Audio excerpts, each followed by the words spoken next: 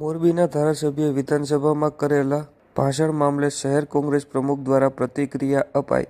બાબતે પ્રાપ્ત માહિતી મુજબ મોરબીના ધારાસભ્ય કાંતિલાલ અમૃતિયા દ્વારા ગુજરાત વિધાનસભામાં પોતાની વાત રજૂ કરવા માટે ભાષણ આપવામાં આવ્યું હોય, જે મામલે મોરબી શહેર કોંગ્રેસ પ્રમુખ પુષ્પરાજસિંહ જાડેજા દ્વારા આજરોજ શનિવારે બપોરે 2 વાગ્યે પ્રતિક્રિયા આપી જનહિતમાં ન થયેલ આ ભાષણને નકારી કાઢ્યું હતું. ખાસ કરીને તો સોશિયલ મીડિયાના માધ્યમથી મેં ગઈકાલે રાત્રે માનનીય ધારાસભ્યશ્રીના વિડીયો જોયા, પણ એમની 7 મિનિટના ભાષણમાં લગભગ 17 વખત માનનીય નરેન્દ્રભાઈ નામના શબ્દોનો ઉલ્લેખ થયો હોય એવું મને લાગ્યું. જ્યારે બીજી તરફ વાત કરીએ તો મોરબી માળિયાના ધારાસભ્ય તરીકે વર્ષોથી ચૂંટાઈ આવે છે, ત્યારે ખાસ કરીને માળિયા તાલુકાની અંદર જે ખેડૂતોના જમીનમાંથી જે વીજ લાઈન નીકળે છે એ લોકોને પૂરતું વળતર નથી મળી રહ્યું.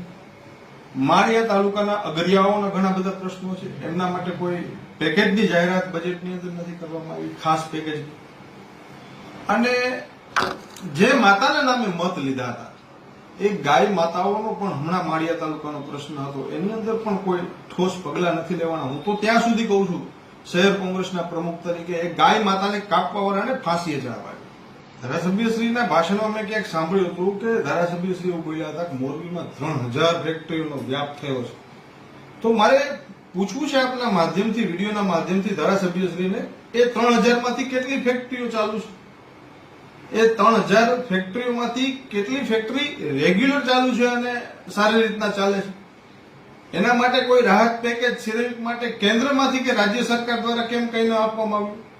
આ માત્ર ને માત્ર વાતો કરવાથી, માત્ર ને માત્ર અગેન એન્ડ અગેન એક શબ્દને 4 વાર બોલવાથી લોકોના પ્રશ્નોનું નિરાકરણ નહીં આવે.